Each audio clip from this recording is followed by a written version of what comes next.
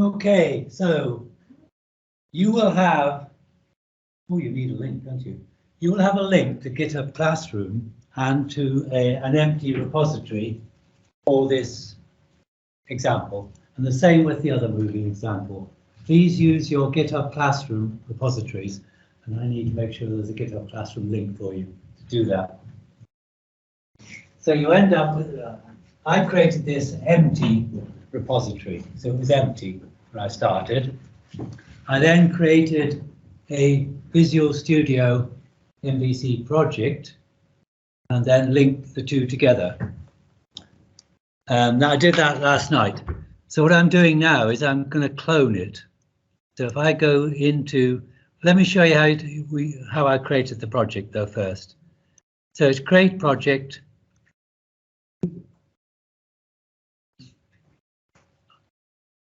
Are you just going to, I should record, shouldn't I? Oh, is the recording still going? Oh dear. I should have stopped the recording this morning. The recording's still going. I'll have to edit it. So this is being recorded, so you can see it later. So you can either watch along or try to do it along as I'm doing it. So we're doing C# Windows Web. Here is the Razor Pages example. Here is the MVC example. So it's a ASP.NET Core Web Application brackets Model View Controller. Yeah, that's the one. Next. Give it a name, store it somewhere. Next. I would call it ASP. Now, I've been a bit lax about names. Microsoft, and in coding terms, you can't use dashes. But you'll probably notice that GitHub is happy with dashes. So I've got into a bit of a sloppy habit of using dashes when I use GitHub names. But you have to use either no dash or underbars if you use it in project names. So the only thing was, yeah, I'm recording it. The only thing that's different, if you look at the Microsoft tutorial and look what I'm doing, one thing that's different is I'm putting on individual accounts, even though we don't need them, all right?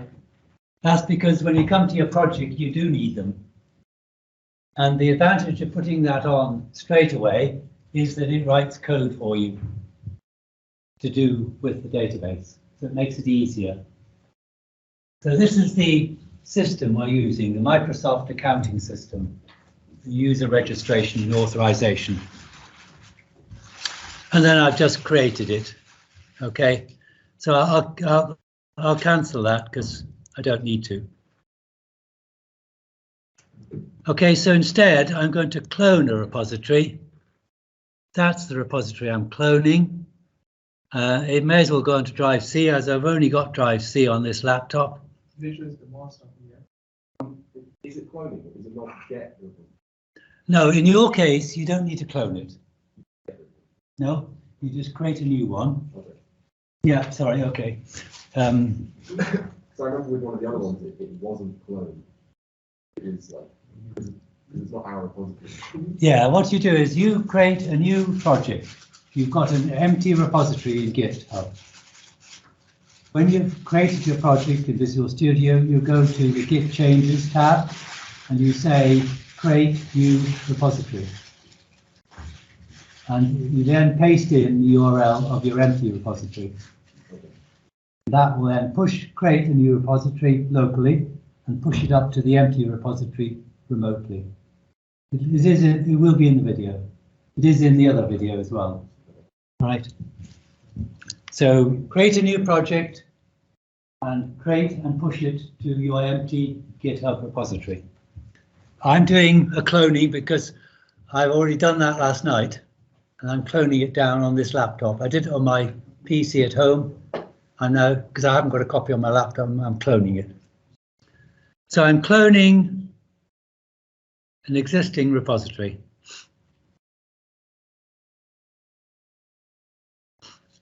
There, look, there's the when you create a new Visual Studio Project. There's where you can create your GitHub, your Git repository. Okay, so now, if you look at the Solution Explorer, if you cloned it, you have to open it after you've cloned it.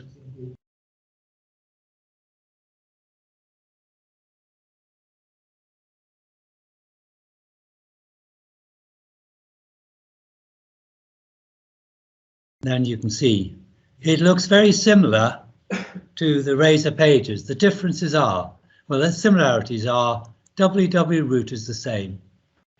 That is where your web page stuff goes. Your HTML, your CSS, your JavaScript.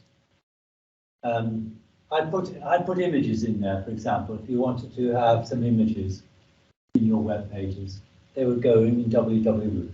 That's your website stuff. You have, what's different to Razor pages, you have a models folder. It's empty, apart from an error model, but you have a models folder there. In Razor pages you don't have, but I want you to create one every time you use Razor pages, please.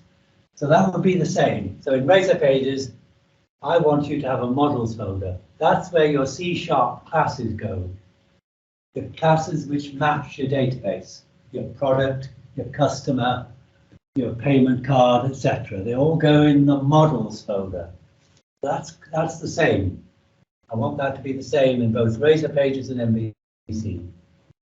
What's different in MVC, you won't have in your Razor pages, is a controllers folder. I'll come back to that later. And then it's the same, but it's got a different name. I don't know why. Here we've got a views folder in MVC. What's the equivalent in Razor pages? Anybody? What sort of views? What's equivalent to the views folder in Razor pages? Is it pages? Yes, a pages folder. It's actually, they're the same thing. That's why sorry, I'm going to be a bit sloppy, and sometimes I'll call it a view, and sometimes I'll call it a page. It's CS HTML. Okay, it's a mixture of C# and HTML. That is what the user sees. It's the front end. The models are the back end. And of course, those models are linked to your database, which you haven't got yet. Okay, so first thing to do is run it. You've got two ways of running it. The old Internet Information Services Express, or the newer, what's called Kestrel web server. You get at that by accessing the project name there. So I'll use the newer Kestrel web server. I know some students are still having problems running an empty project, which is really very, well, crippling for the student concerned who's not being able to run any of these projects. I mean, I still have problems. It hasn't run, has it yet? Sorry, I've selected it, but I haven't run it. Okay, it's running now. What it does, it brings up a console window and issues a lot of console commands. Go on, console commands, where are you? Oh, it is doing it, look down here, has started. Okay, so here's your console window. You can see the actual commands in a minute that are being issued to initiate a web server. When the website is finished, you publish it on the web server, a remote web server, and it does the same thing. Okay, it's up and running. Yeah.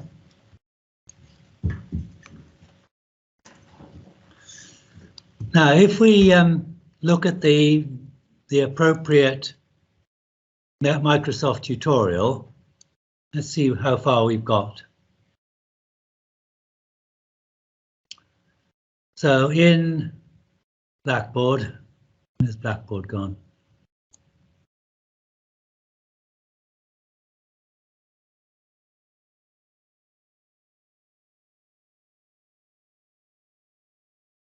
Oh, that's where Blackboard's gone. I switched to timetables, didn't I?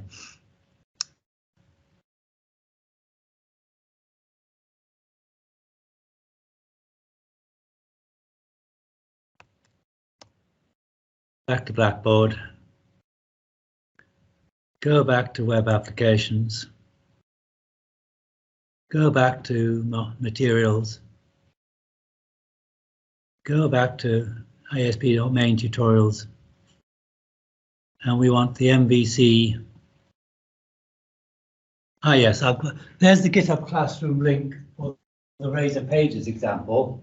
I forgot to put an ASP-MVC-Movies classroom link for you. But the tutorial's there's the movies tutorial link, which takes you to Microsoft.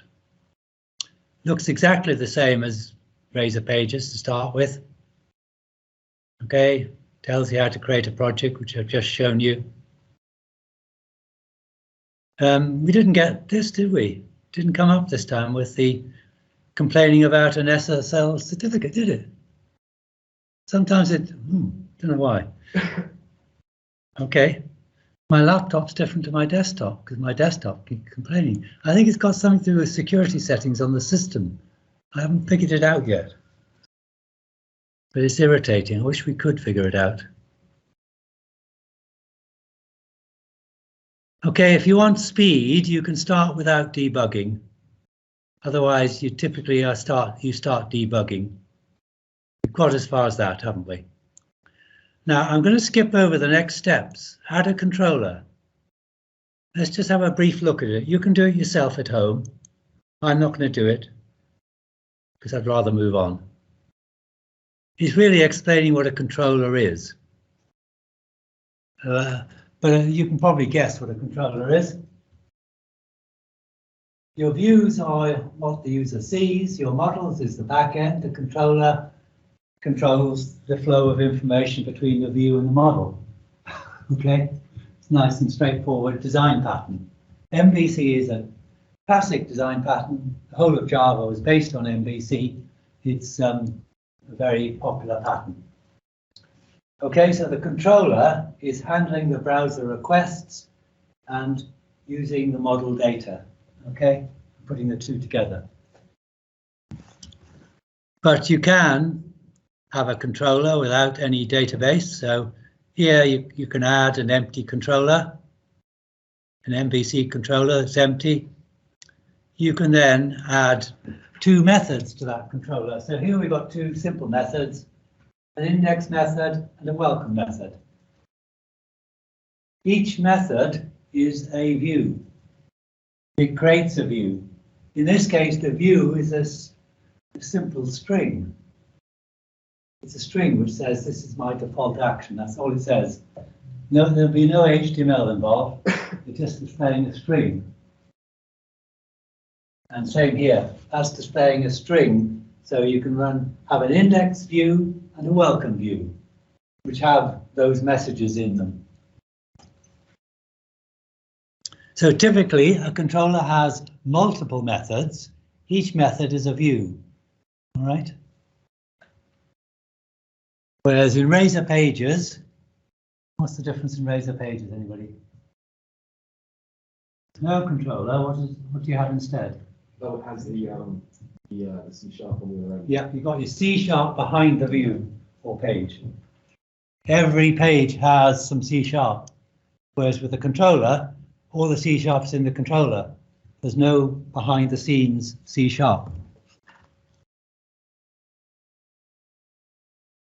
So there's what it looks like if you run it. Just displays the string on the screen. Big deal. What you need to get the grips around, is true for both technologies, is we have what this is called this routing or routing logic. This means that you access the page by putting the name of the controller, the name of the method, and any parameters you have. There's no mention of file names. That is not, it may look as though it's the same as the file name, it's not. So that is part of the security system. The URL does not show anybody where the files are.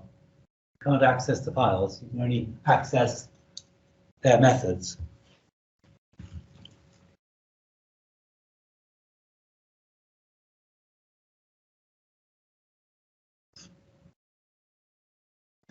Okay, and there's a more complicated example where you've got parameters here now.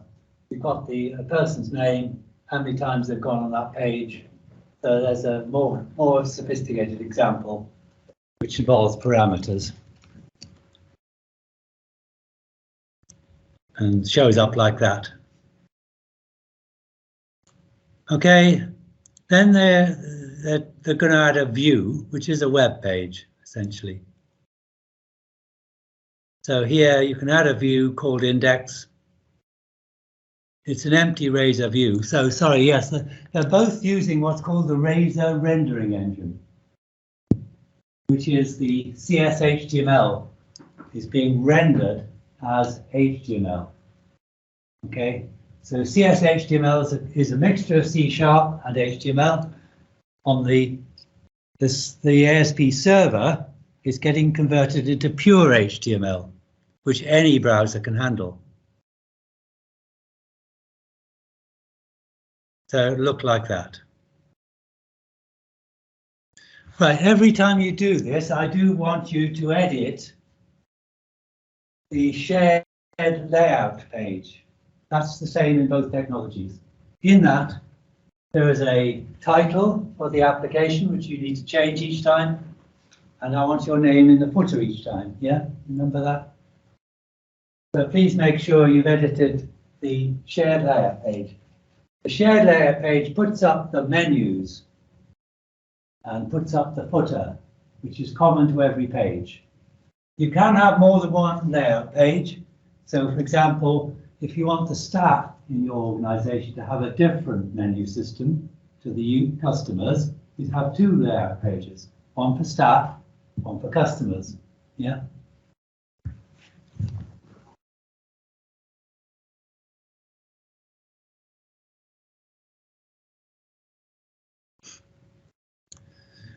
And there is a way of telling each view which layout page it's using.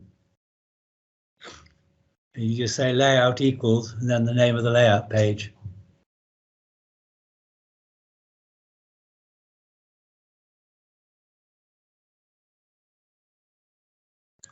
Okay, now here, again, this is perhaps different to Razor pages. Here, use this thing called view data to pass information from the controller into the view. This name here you just make up, it's like a key, and then whatever you're sending down into the view. So here's how you pass information from the controller into the view. Oh, didn't mean to do that. Is anybody online? Oh, Lewis is still there, apparently.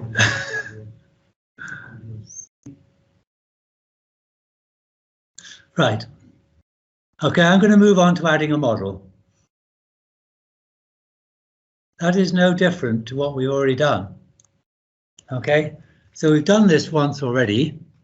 So what you can do is in Visual Studio, you can right-click on the models folder, add existing item, go and find it from your other example, your Razor page example. Now I have a feeling, if I look at my repos, I haven't got it here, have I? No, it's on my main machine, sorry. So you could go and find it, copy it and put it into this project, all right? I'll have to do it again. So I'll have to create a new, add a new item, which is a pure C# class. It's just an ordinary class.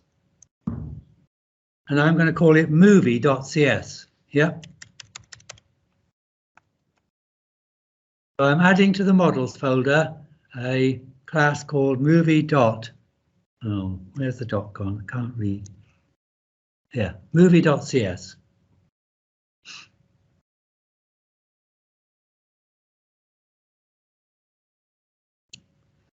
There we go. There's our movie. If you've copied it from a different project, like I was hoping to demonstrate, just make sure your namespace matches, because that'll be the old name, the old project name, and you need to use this new project name. Okay, what I'll do is I'll copy the code from Microsoft. You can do the same. We're just going to copy all this, paste it into our model. In this example, there is only one model. You're probably going to end up with 8 to 10 models. Oh dear, why can't I do that?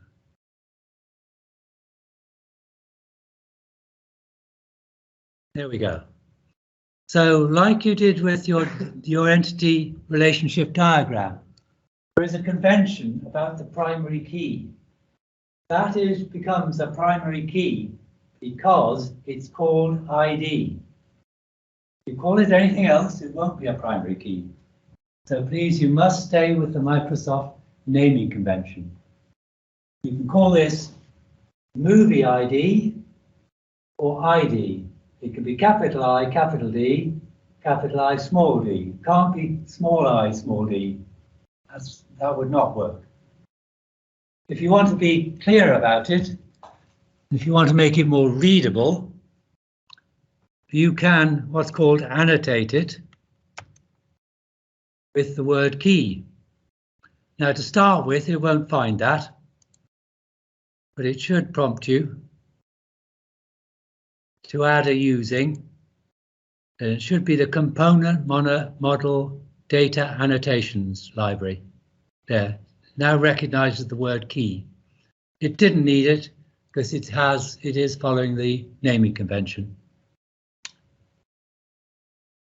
Okay, but remembering this is going to become a database table, if we just leave the title as string, how big is that field going to be? Very big. How big? How big is the string?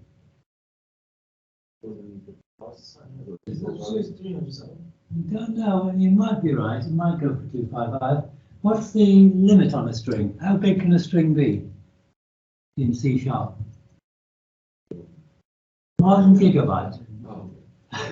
So really, when you come to databases, you really need to limit your strings.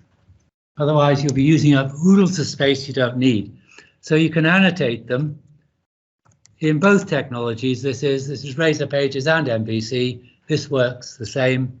You can use what's called a string length.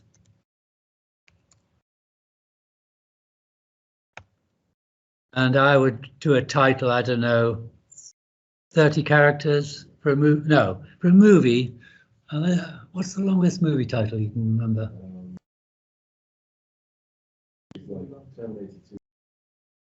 Okay, let's try 60 then.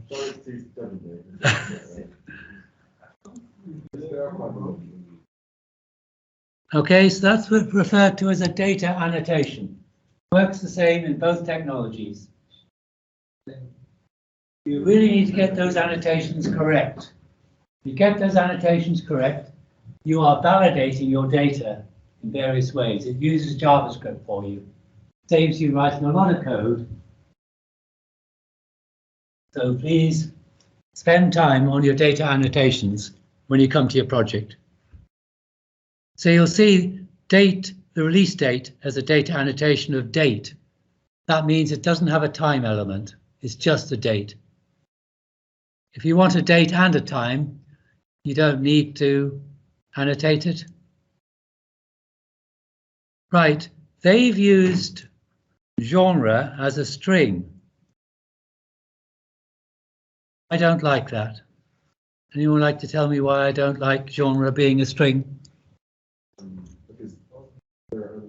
so many genres. So whenever you've got an attribute which only has a limited range of values, you really want to drop down this for the user to choose. You don't want them typing it in and getting the spelling wrong.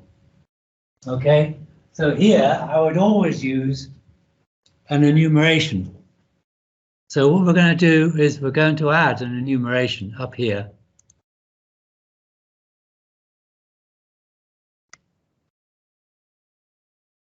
So inside the namespace, above the class, you can have it in a separate file if you'd rather. But if you make it public, it's available anyway. And I'll call it genres with an S on the end.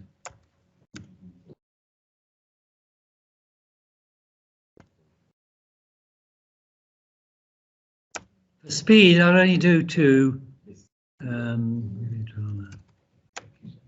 I'll just do two genres. You can do a lot more. All right. There's an enumeration with two values. So instead of string here, we can use genres.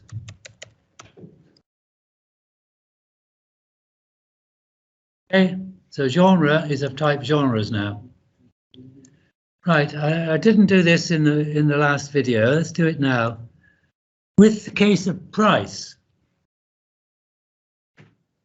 an annotation called range. And with a range, you can put a minimum value, a maximum value, and some error messages in if you want. So that's worth using, look. So say, for example, you're selling downloads to movies. What's your minimum price going to be? Okay. So we can have a range, 5.99.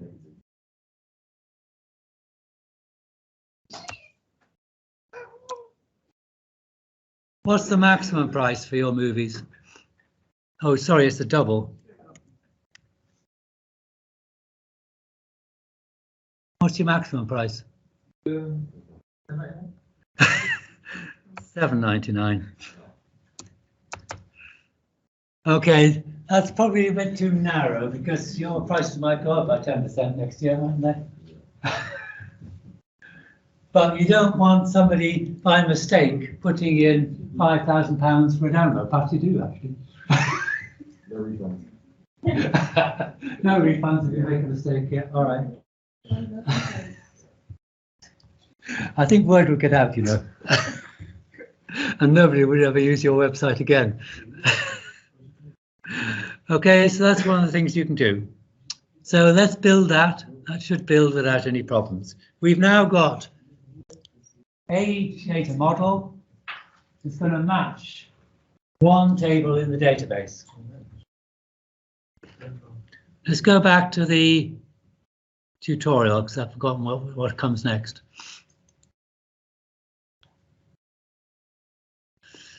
Right. Yes, we didn't have to add any NuGet packages. If you notice, they tend to add themselves. If you get into troubles and need to add one, there's how you add one. I don't think you'll need to add one. But if you do need to install a package, you have to use the PowerShell and a command prompt, okay? But the entity framework is the main thing you're using to generate databases using Microsoft ASP.NET. And you therefore need the Microsoft Entity Framework core package. And then you can scaffold your pages. That's the key thing. It'll create for you a create page, a read page, an update page, a delete page for every table in your database. Okay, there's the magic. This system is amazing, I think. Isn't it older though? No, this is brand new. Only came out this.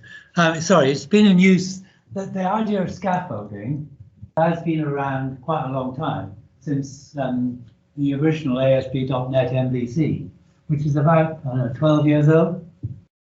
But it's still, that is the best way still of automatically matching your C# to your database tables. Now you'll notice there that they're going straight on to adding an MVC controller. I'm not going to do that straight away. I'm going to show you two things I didn't do in the last video. One is to check the name of the file that's going to be the database table that's going to, the database system that's going to be created. Sorry. So if we go to app settings JSON, here's something that's new to Microsoft. Microsoft used to have their own configurations, way of configuring a database. They have now switched to JSON as a way of doing it, which is a more modern way of approach. So if we open our app settings JSON, you will see that. What have you got? You have a default connection here, look. Can't see much about this default connection, can you? But it is an SQL local database. And it's called ASP-MVC-Movies, and it has a unique identifier on it. That'll be unique in the world. I don't like that name. All right, so I'm going to change it. You don't have to. I'm going to take the ASP.NET off. So it'll start ASP_MVC_movies dash, and I'm going to take this off. I'm going to put 21 on the end. All right. And that's it. Okay, so I've changed the default name of the database. You don't have to do that.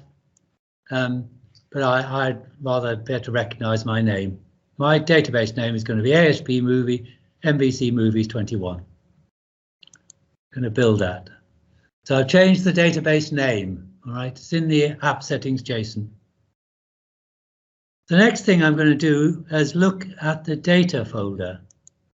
In the data folder, you have got a file called application DB context. I'm going to double click on that.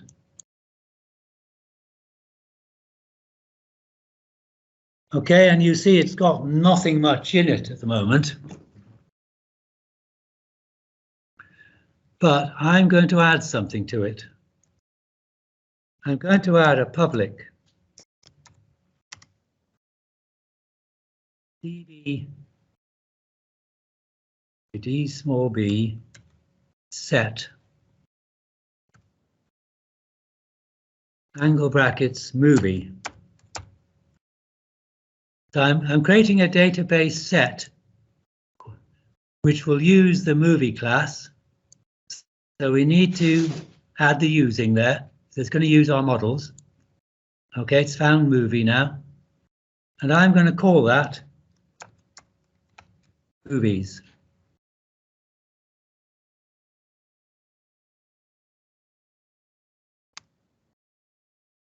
I'm not sure I've got the syntax right. Let me stop there. I think there's more to it than that. Let me just check. You don't have to do this. It will generate. If you don't do this, it will generate this code for you. But it does something I intensely dislike. You end up with database tables which are singular. You have a movie database table. My convention is it's called movies because it has more than one movie in it. You one movie, right? We're only doing one entity. Yeah. The entity is called movie. Oh. Entities can be singular, but the database table itself, I think, should be plural because it's got many entries in it. For some reason, Microsoft have changed their naming convention, and I don't like it.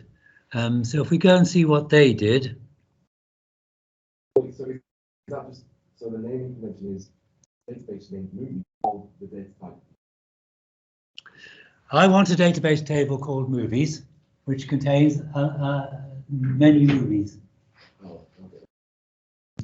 That, I think, like, from doing some programming, it's usually like it's just identifying what data type is in the data type of movie. No, but if you were doing it in C#, say you had an array of movies in C#, the class is still called movie, but your array would be called movie list or movies, because the array contains multiple items. Yeah. That's the naming convention in C#.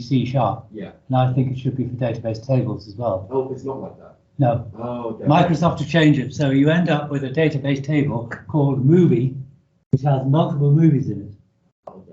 Yeah. And then you can't use the word movie as it refers to the database table. You want a single movie, what are you going to call it? You can't call it movie because the database table called movie. Oh, okay. Don't know why they did that. But here's what we're going to do in a minute, which is called scaffolding, which creates the table, the file for you. Hold on, somewhere down here. There it is. Yeah. So here, look, I haven't quite finished it. That's what it would write if I just went and followed the tutorial blindly. It would create a public DB set based on movie, called movie. I want a database set based on movie called movies. So I've forgotten the get and set. So I'm going to go back and put the get and set on. I knew there was something else missing. So here, before our semicolon, we need the usual get and set.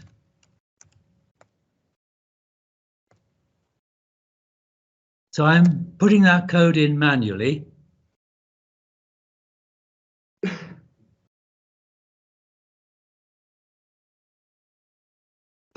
Okay, so that line of code I put in manually, and I'm building it.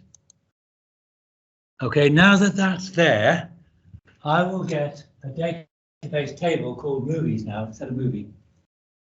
But I'm going to do what Microsoft tutorial suggests. I'm going to, I think it's right click on the controller. Your controllers, you put a, sorry, let's look at the controller. You're given a home controller, yeah? You look at your home controller, no surprise. What does it have? It has an index method and a privacy method because there's an index view and a privacy view. No big deal, yeah? Well, we're going to ask for a new controller now. Right click on controllers, add a new control, add a controller. Now you want to be careful here. We don't want an empty one. We want to use the entity framework. So we want views using the entity framework, add. What do we want the model to be? We want the model to be movie. What data context class do we want? Well, there's only one, the application DB context. Okay, this is what's called scaffolding. It's now going to create our CRUD views for movie. Yeah, you following that, everyone?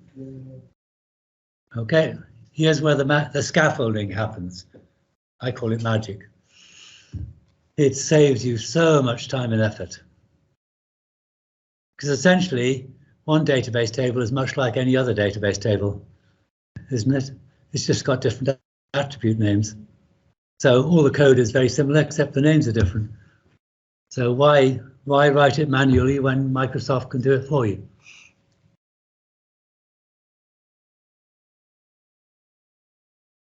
How long has that taken so far? Not long, has it? No, the whole demonstration's been about 15 minutes, 20 minutes, is it? So I think you can do this at home in 30 minutes, can't you? If it all goes smoothly, which it has so far. Yep, okay, look, we have a movies controller. And if we look in the views, yes, we have a movies folder. Inside of there are 5 new views.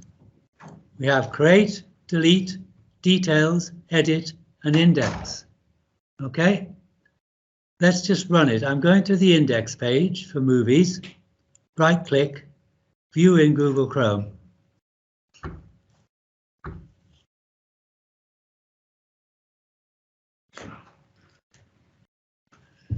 We've got one problem, I'm afraid.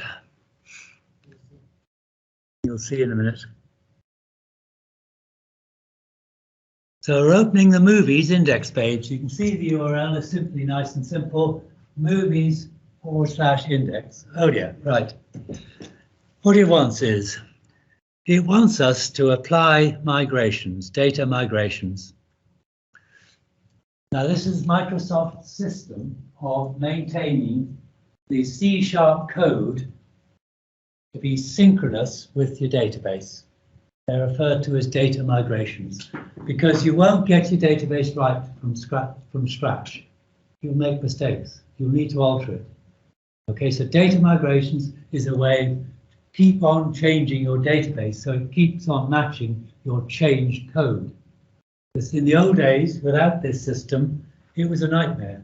If you change your C# code, you've got to then change your database. You've got to export all the data, change the table, re-import all the data. It was a nightmare.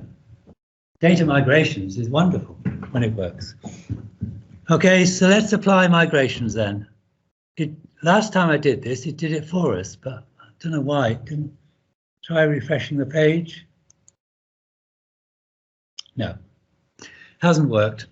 Don't know why they can't change that. So now it wants us to do these data migrations ourselves. It wants us to add a migration and update the database. All right, so you're prompted, but it doesn't do it for you. I don't know why. It did it last year. It did it for us. So we're going to go back to Visual Studio. We're going to bring up our Package Manager console. If it's not down there, you need to go to View. Oh, you can't see View, can you?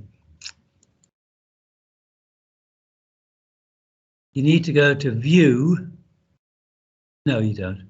You go to Tools, NuGet Package Manager, Package Manager console. Okay, if it's not open for you, it should open down the bottom next to the output window. So I've got the Package Manager console open here. Look, initializing PowerShell. It's a console command-driven system. You get this prompt PM for Package Manager, and what we need to do first of all, it tells you here is, tells you here is to do add-migration and then a migration name. So I'm going to do, it's not case sensitive, add-migration space. I'm going to call it initial create. We're going to create our initial database. Press enter.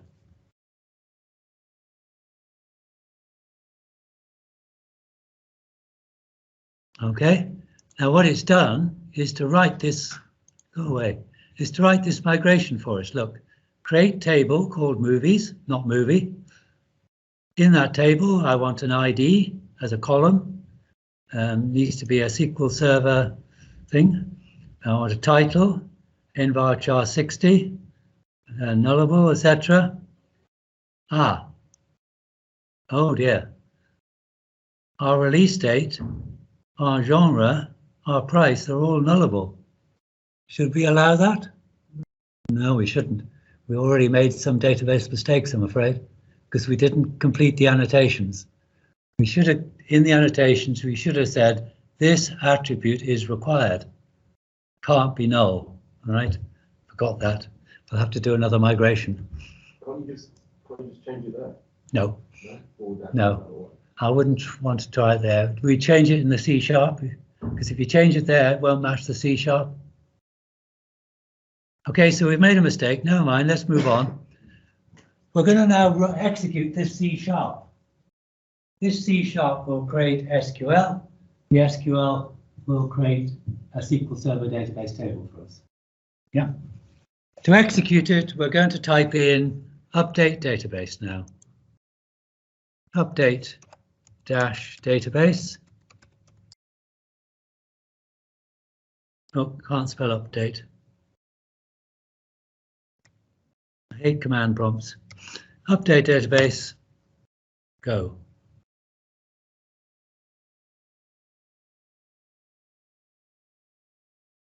Yep, it's done it. It's updated. All right, we should have a database now. If you go, if it's not open, you can open it. SQL Server Object Explorer. Okay, you can open your local DB, MS SQL. Open the databases. You should find in there your database. Where is it? It's not there yet, is it? Oh, it is there. Sorry, it's the first one. Look, ASP_MVC movies. Yeah, we can open that. Look at our tables. Oh, look at all those tables. You weren't expecting that, were you? We have 1, 2, 3, 4, 5, 6, 7 ASP tables. That's all to do with Microsoft's authentication authorization system. The logins, the registration, the use. All those tables are maintained by Microsoft. Okay. And then here is the one table we've added, dbo.movies. You can drill down, look at the columns. You can see there, look, the ID is int. That's the only one that's not null. We've allowed our title to be null. No point having a movie if we don't know its title, is there? So that shouldn't be null, but it is. We could right click on this and look at the data, but you know it's empty. How would we fill that? Yeah, now let's try and fill it with data, but I might make the corrections first. If we go back to our web page and refresh. No, we can't refresh that one. Oh yeah, there we go. It's ready. Now we can click on create a new one. There we go. Now we can put a title in. Give me a movie then. Terminator 2.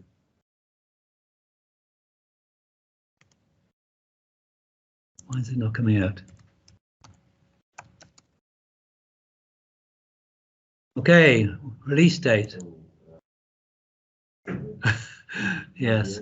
So sometimes I just put it 01. No. Oh, it doesn't matter. 10.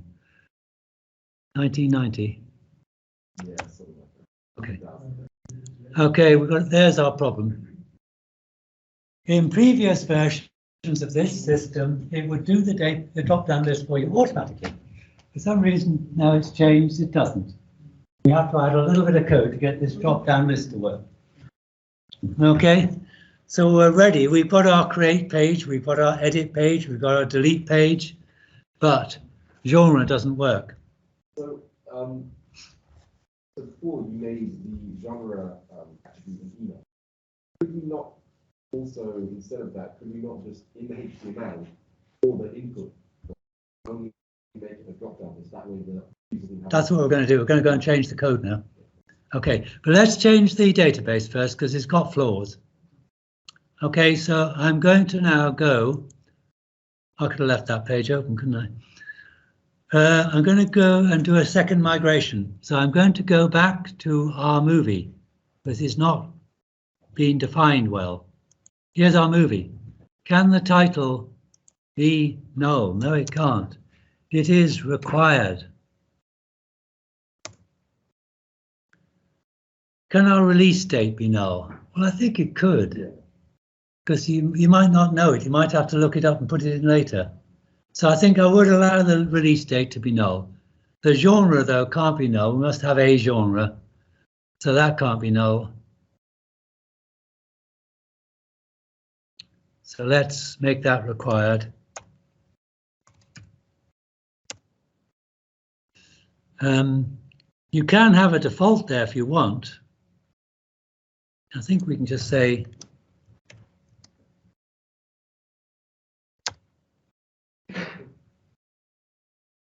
you could just choose your favorite genre. I've only got 2. Let's go for drama. Okay, so we've set a default for genre now, and we must have a price, mustn't we?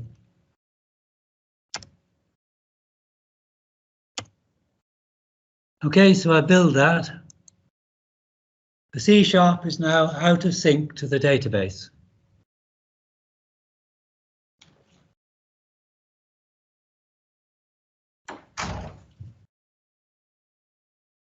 Okay, so what I'm going to do is go back to the Package Manager console, add another migration. Call this required, because we've added some required. So I'm just going to call it the migration required. Add migration. It could have been called, no, required is all right. It does actually do a build, so I didn't need to do a build, did I? That's new though. It does a build for you. And then I'm going to update the database. You can bring back previous commands. There's update database. So does this replace the old one? Yep, it's going to, without losing your data. That's the key thing. Any data that is in there will be maintained in spite of changing the data. If you change your database manually, you lose all the data. So that's why it's such a powerful tool, this.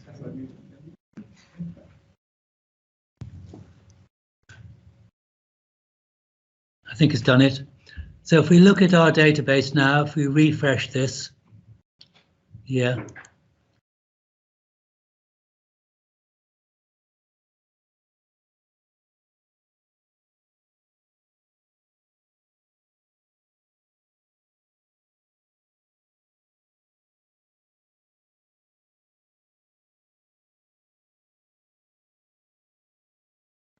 It's a little bit slow. But you can see the code here, look, it's written for you. It's written nullable false, alter column. It's using an SQL alter column, changing nullable to false. Yeah. And you can see it's now the title. Oh, title still says null. Why is nullable true for title? What happened? I changed it, didn't I? So you forgot to do title. Oh dear. If I have, I won't go on because you've seen the principle of it. Let's close these.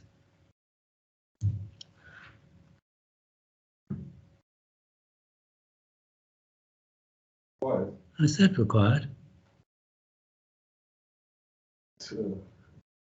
Don't know, not going to worry. Let's try to cure genre. Let's have a look. Let's look at the controller first. What has it done for us in the controller? It's done a lot for you.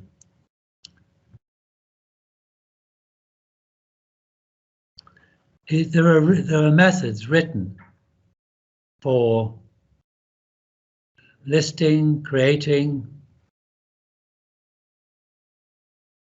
editing. Notice there are two methods called edit.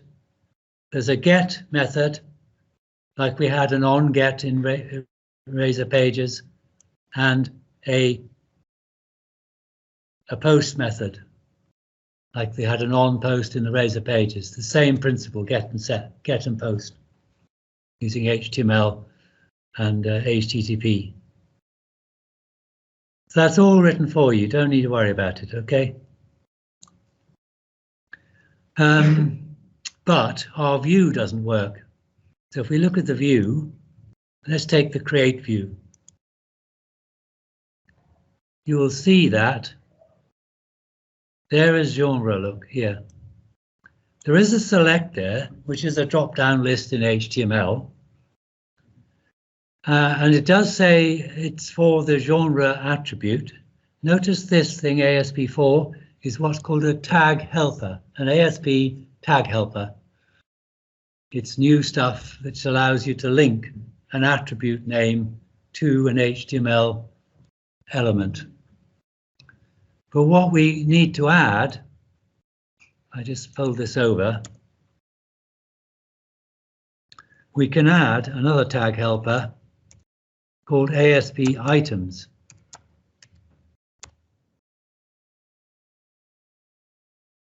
Now, if I put it in the right place, it's not come up in the right color. Oh, I haven't put it inside it, have I? That's why. Yeah, that's better. ASP items equals. And I know what it needs is a bit of, it needs to use, where's the @ symbol gone? Can't see my keyboard. There's a class called HTML, which has a lot of methods for getting an enum select list.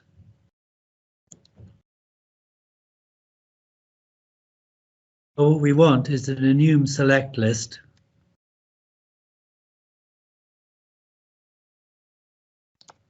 and we want that for genres. So we want it for genres and it's a method, so it needs brackets. And it should find it. Yep, it's found it now, look. So we're going to use HTML get enum select list for genres in this select element here.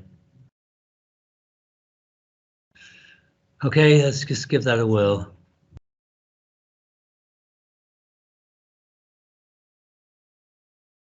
I suppose I can right click on here, can't I, and view it in a browser instead.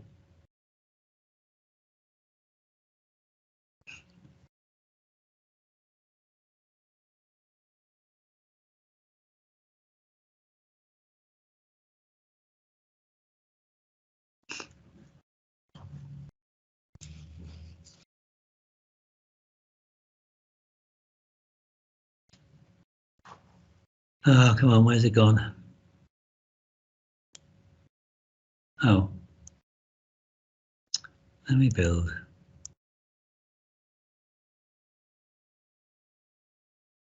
Build's all right.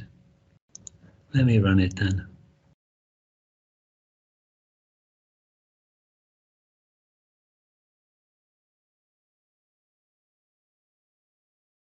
Runs all right. Okay, now if we haven't got a link to that page, but if we put a /movies, sensitive, it should find the movies index page. Yep, there we go. Now we can create a new one. There's your drop-down list for genre.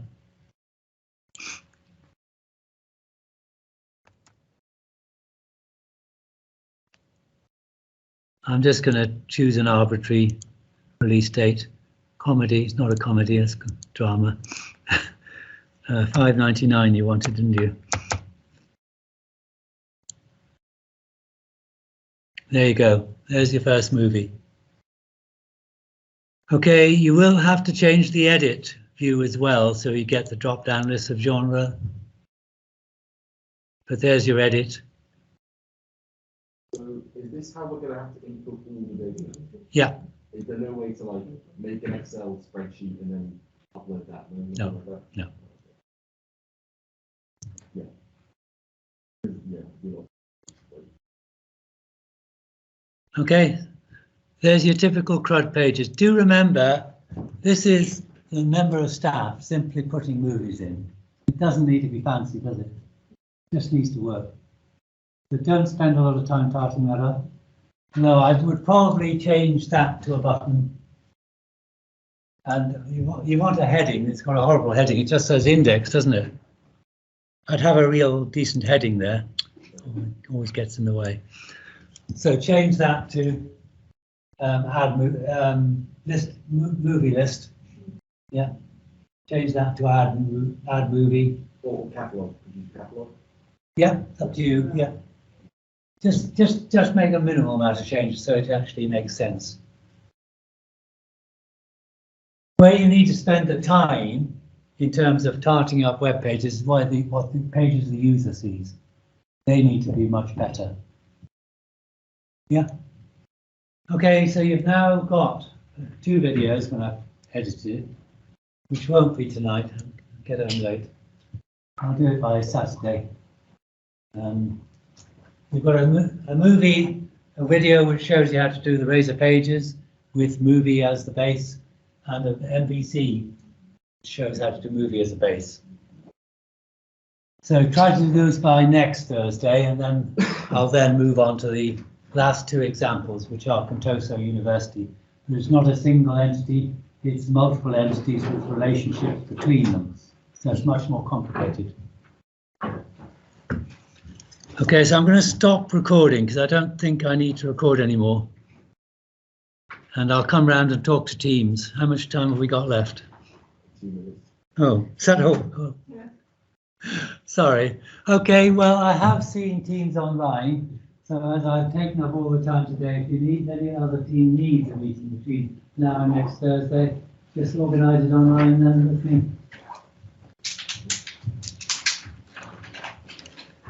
I'll see if I can clear up the ambiguity about this room. Nobody came, so I'm assuming it's empty, and I'm assuming we can carry on using it.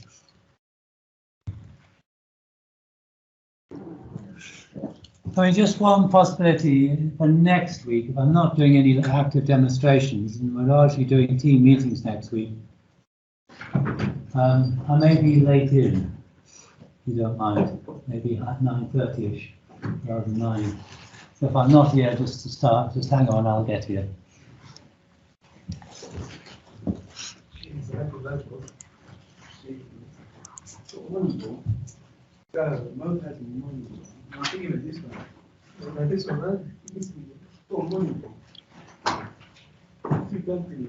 Okay, I don't know if Lewis is still there, but I'm stopping the recording and I'll edit it and put it up later.